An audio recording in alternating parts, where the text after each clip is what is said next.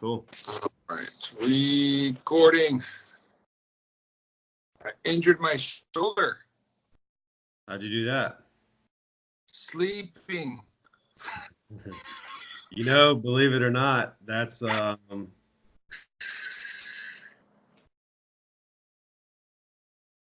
of the main ways you can, or one of the most popular ways to injure yourself.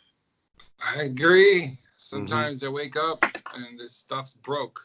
It's not in the gym. It's not everything else. It's gotta avoid sleeping, I think, is what it is. Catastrophic for the body. Yeah. Just getting people sleep.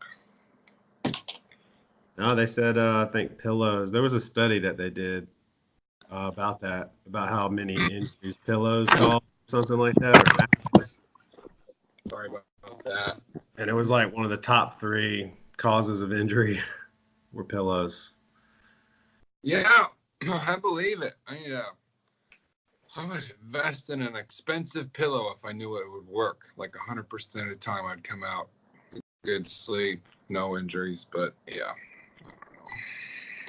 How's your training been lately? Training has been, wow.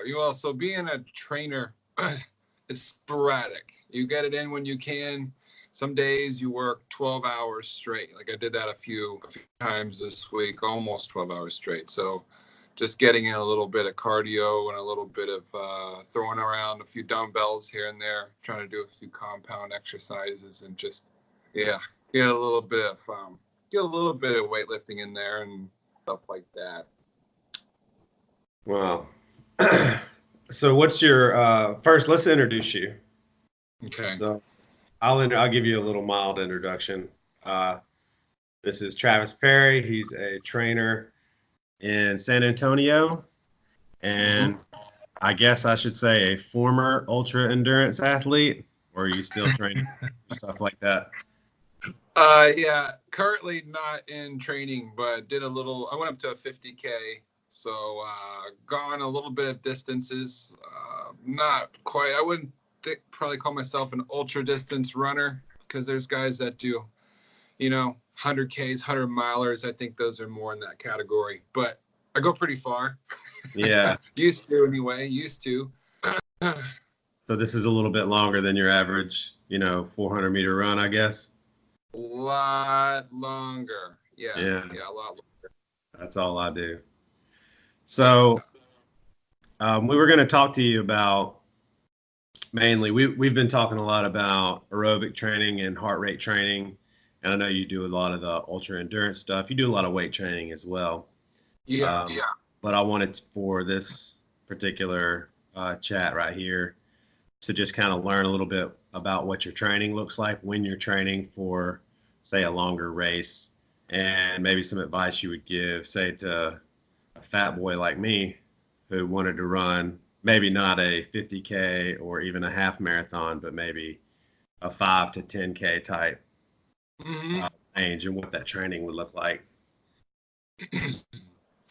Yeah, it's kind of interesting right now, because I did transition into the weightlifting again and put on a bit of weight, about 45 pounds or so. So I actually kind of almost transitioned into what you're doing right now, which is, the weightlifting, the CrossFit, the compound movements, and some things like that. Did pack on weight. And now I'm looking to go back into the running and kind of up that a little bit, maybe do some 25Ks and do some trail runs. So I'm in a similar boat as maybe a lot of people listening to the podcast, in that, okay, they've been weightlifting, but they want to increase their running. They want to put on a little bit of distance. Is that right? So I'm actually transitioning back into that. So I'm approaching that myself. And so what I've been doing lately is just small runs. You got to take into account a lot of different things when you start running. How much you weigh, what's your body type, how much aerobic conditioning have you been doing, and things like that. What are your genetics and what's your joints like? There's a lot of different factors in there, but for me, it's just kind of slowly building up, walking, running, doing a mixture of that, keeping it slow, easy on the joints, because I'm about 215 pounds right now. So, shoes kind of help a little bit with the Hocus, but really just slowly going for more for time than distance. Going out there for about 20 minutes and doing a little bit of walking and running and using the heart rate method again to sort of make sure I'm not running too fast and try to keep things on an even plane. So I'm building up that aerobic capacity again and sort of transitioning out of a little bit of the weightlifting. So very, very slowly and, every other day doing a little bit of running right now. Okay, so only 20 minutes at a time? Yeah, right now for me, a comfortable time to be on my feet and sort of pounding the pavement a little bit, especially if it's on the road where you've got concrete or asphalt, you're dealing with some of these harder surfaces. I don't like to spend too much time on that because I can feel it in my joints. If I go too far, and you can kind of use that as a gauge as well. If you wake up the next day and your joints are sore and your knees hurt or your hips hurt or something like that, you probably went a little bit too far. And for a couple of reasons, you're not used to it. When you start running, your body has to learn a new pattern, just like anything else, just like when you're doing the snatch or these new patterns, running's a pattern as well. And, as you practice running, your body sort of starts to figure it out on its own somewhat. So it's giving yourself time, very slowly working your way into running, because it's a lot of repetitions, right? A lot of force going through the body. So taking it pretty slow, maybe even 10 minutes, 15 minutes, and then very slowly increasing that. Some people use the 10% rule, like you can increase your volume of your running by 10% each week or so. But I've seen people will say, don't increase your whole weekly mileage by over 10 miles in the span of a whole year. So it is a very slow process to getting back into running, and it depends on your previous history and kind of what your body type is at right now and what you've been training for.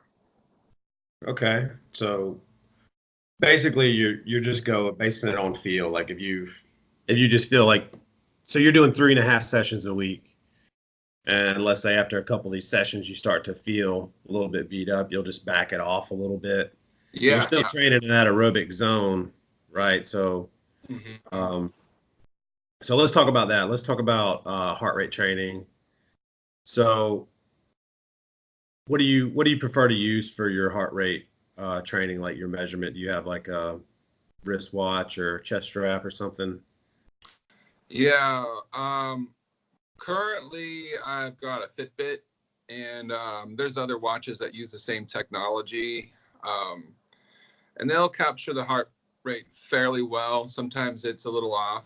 The best one is the chest strap. That'll pretty much work from beginning till end very accurately. But for the most part, if you look at what your average heart rate is using one of the less reliable things like the links, like the Meolink or the technology used in these watches, if you look at the average, it's pretty accurate as far as that goes. But if you really want your numbers down 100%, the chest strap is the way to go.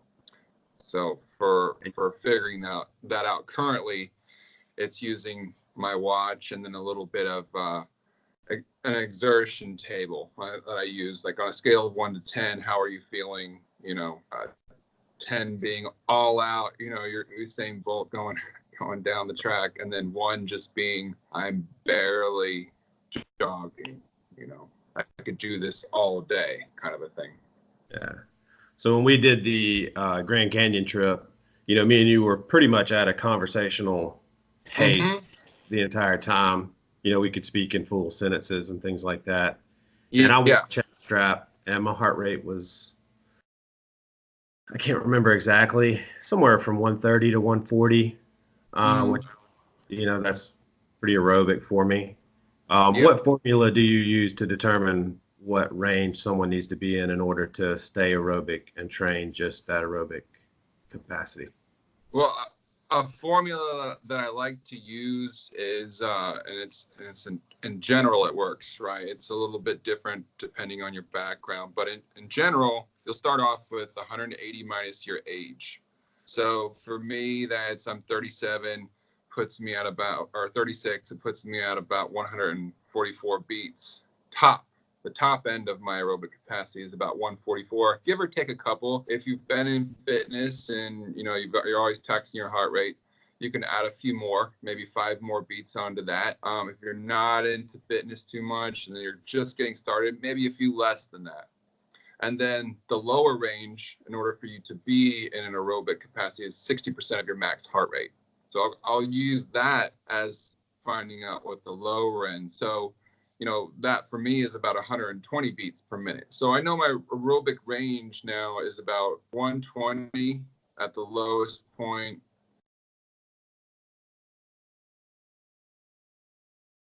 Oh, we got cut off. There you are. Hey, sorry about that. I have a social media limit timer. I forgot I had that on. I'm getting on. So, but what I was saying was, the 60% is the lower level. So for me, 120, about 120, and then up to 144. So I try to stay in between that range. I like to be around 140. Otherwise you're just constantly looking at your watch. And as you practice that, you'll actually be able to kind of know right where your heart rate is while you're running. You can feel it. Once I'm really practicing with it, I can guess it and look down at my watch, and I'm usually 1 or 2 beats off at the most. So after a lot of practice, you don't even really need to use the watch that much, really. But it'll really help you hone in that easy running capacity. Because most of the time, a lot of the research is done where people think they're running easy, but they're actually running a good bit beyond that aerobic capacity. So it's good to use a watch to help you learn what that range is exactly for your body. Because you might be able to kind of talk and have a comfortable conversation, but that could also be getting close to lactate threshold above your aerobic capacity. You know, and that's like a medium level of running where you don't really want to do that very much,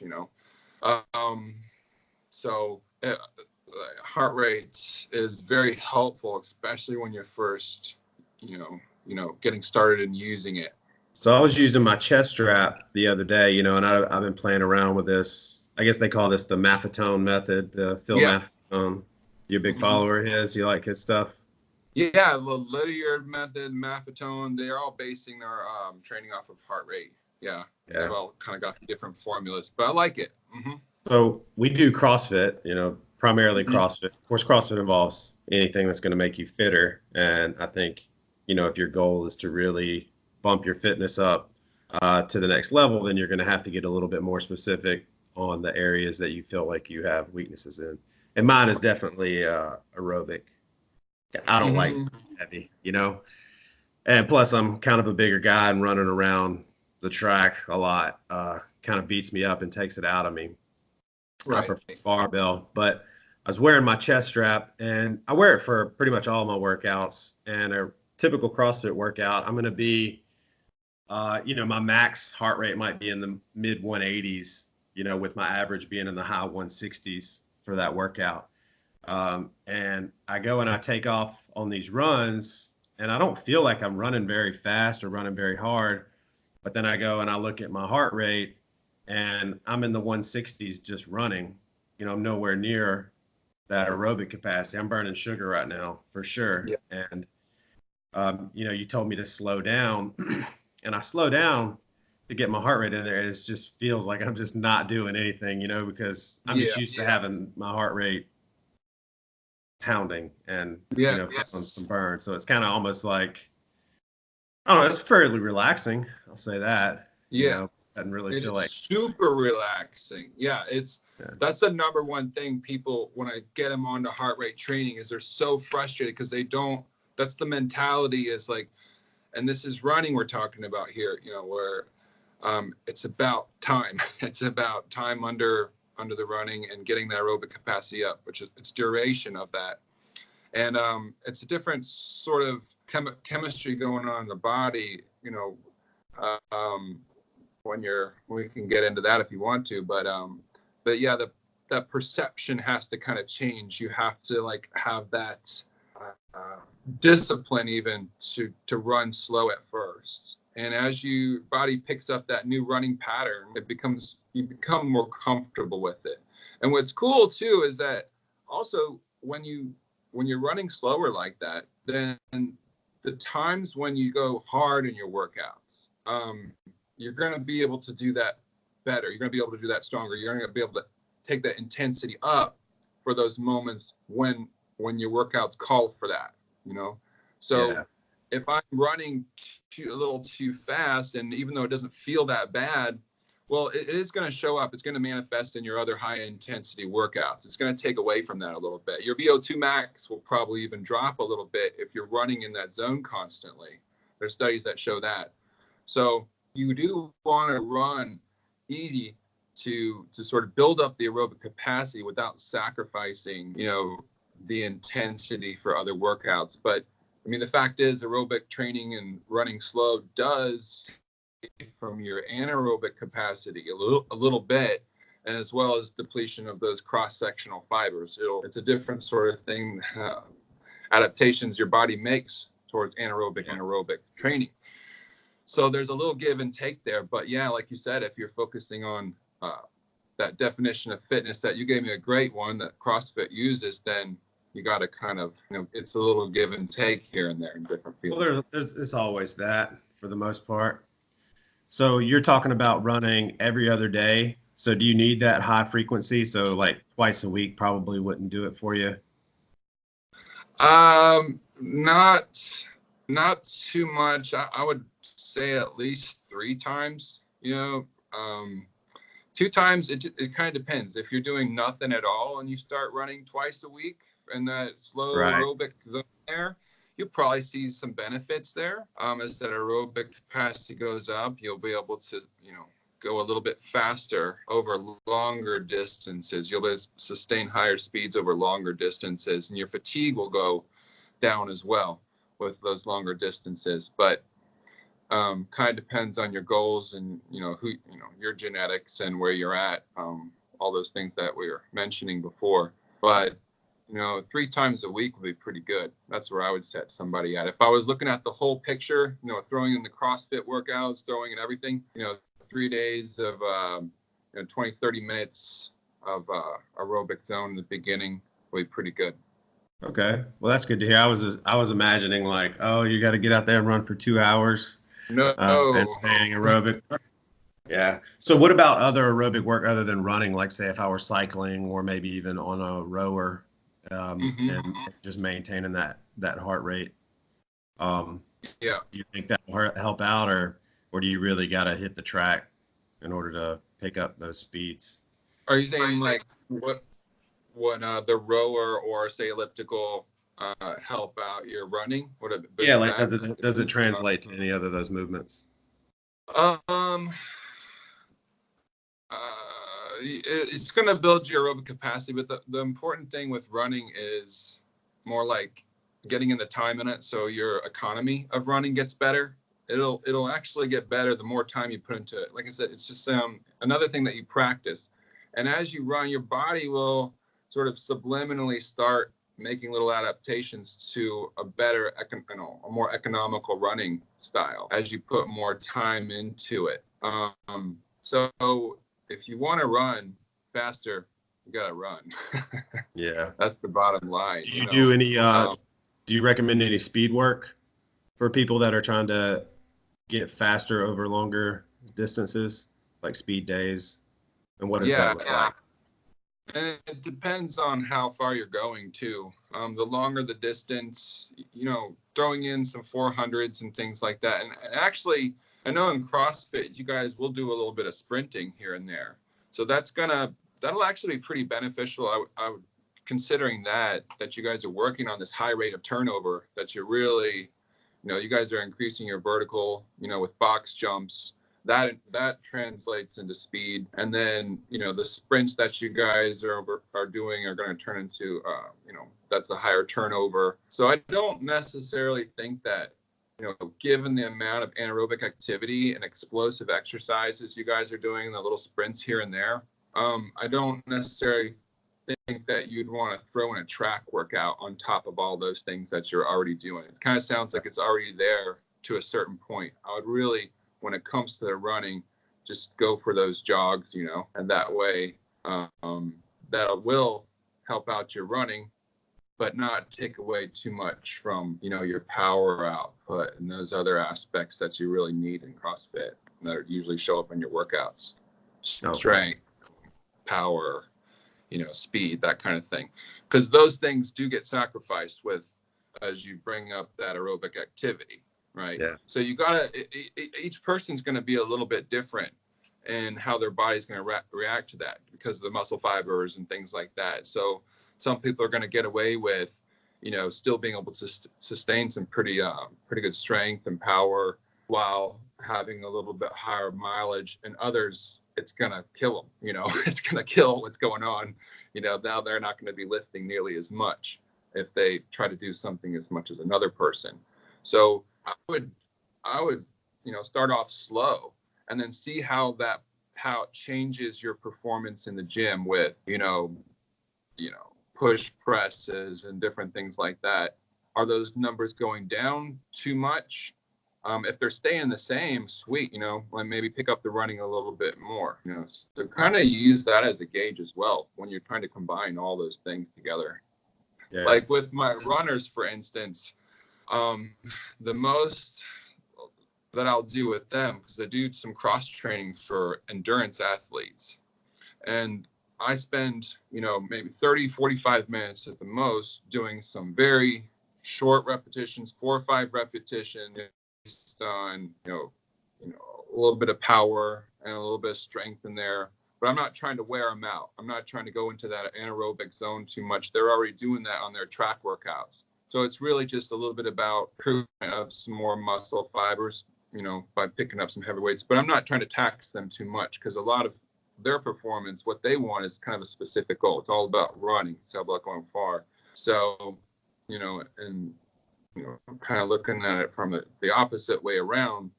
The running is the priority, and then a little bit of weights. The elites will probably throw in 1 cross training workout a week where they're actually moving some weight around, not too much weight. So when you were doing these longer runs, or when you do these long runs at your best, like what was your fastest sustainable pace for those, 50Ks or whatever you were doing? What was that mile time looking like?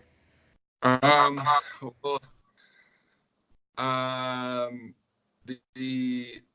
50K is a little tricky because it's a trail race, and there was a lot of points where I finished it. I can't remember where my average pace was, but I mean, lots of twists and turns, little ups and downs. So your pace is always changing on a trail run.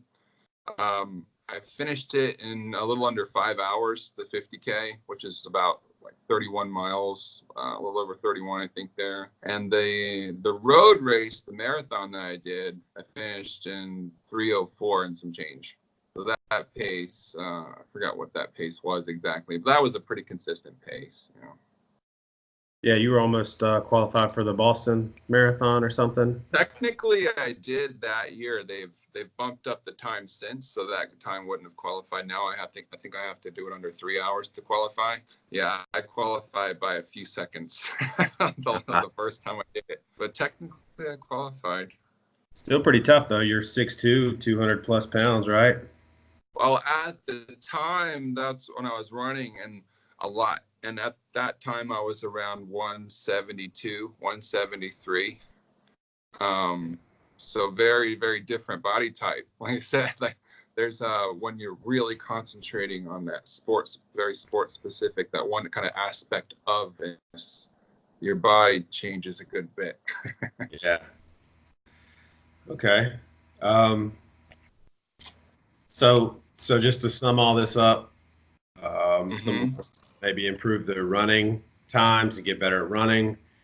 They would spend probably 3 sessions a week with a day's rest in between. Yeah.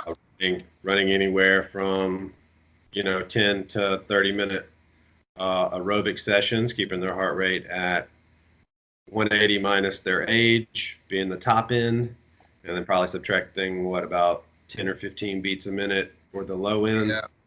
And Yeah, stay about 20, range, 15, 20 beats. Yeah. 15, 20 beat range from low end to high end being 180 minus their age. Yep. Continue training CrossFit so you don't have to do those track workouts as much.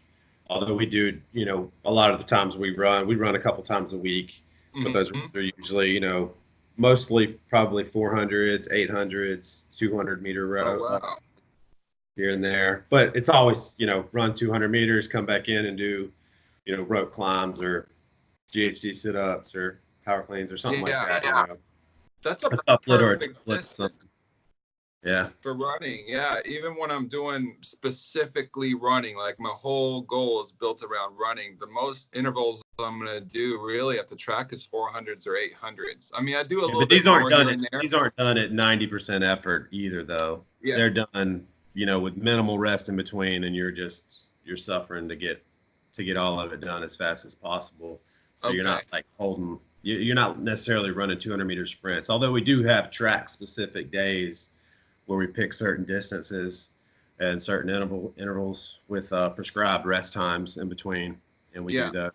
But they're few or far between, 4 or 5 times a year probably. Okay. But they do provide a great benefit to a lot of people. They'll, anecdotally, they'll tell you, oh, I feel much better about my running or my breathing, this, that, and the other. So, but yeah. If you got anything else to add, I would say add it. If not, I appreciate your time. Yeah, not too much to add there. I think one way to kind of figure out too just how much high intensity, just one more little thing to kind of throw in there to sort of simplify it is just when it comes to the intensity and easy training, I keep all my training like about 80% easy zone, and then 20% hard. Which, for you guys, and that's adjustable a little bit, and you guys do a lot of high intensity stuff, but that's why I'm kind of saying if you're trying to improve your running, where you're at, what I'm hearing right now with all the CrossFit going on and everything, and that's pretty high intensity, just shoot for easy runs. And, it's good fat burn and keeping it kind of short so you don't burn too much of the muscle mass off. You're not sacrificing too much of that, maybe 20 minutes, 30 minutes tops a few times a week. But keep it easy. If you got to use that heart rate monitor, it really helps to figure what that is. And then just have the patience. That's the big thing, too, is patience. Give it time. And how much time? Give it several months. Give it like 6 months. It's a running does take a lot of time and patience and consistency. So yeah, give it time and you'll start seeing some results there, and listen to your body. Okay, one quick thing. Yeah. So when we were talking about the CrossFit Games, you mentioned that the CrossFitters, they're really fit, this and that and the other, but they run like shit, I believe is your Matt Fraser. I think I looked this up a while back when we were talking about it for that run, swim, run event. I think it was like a mile run, swim a quarter mile, run another mile of the time. And I think he held the low fives, so like 5:15 or 5:20 pace for both of those miles. Yeah. That just doesn't cut it in the running world. Incredible time, and he's the fittest guy in the world, right? Yeah. It's kind of an exception to a lot of these. That's extremely impressive. And that doesn't mean, and I'm not sure what his form looked like. I've just seen some of them briefly running when they're doing their stuff, and it's not too pretty. But you can also be like Matt Fraser, basically, and hammer through that anyway. I mean, if he was to solely devote himself to running and thin himself down, and maybe, all that mass gets in the way of good form, So, but I don't know about Matt Fraser. I can't really say much about his running form. I've seen some of the other guys, and it looked pretty bad. But they're so well trained and they work so hard that these are some of the top athletes in the world, So they're going to get it done, and they can probably get it done fast, even though it doesn't look pretty, Yeah. Okay, so maybe we'll have to have another one on running form. Talk to you about that. Yeah, that's a pretty interesting conversation to have right there. All right, Travis, I appreciate your time. Yeah, thanks for having me on, Andrew. All right. All right. Later. Peace out.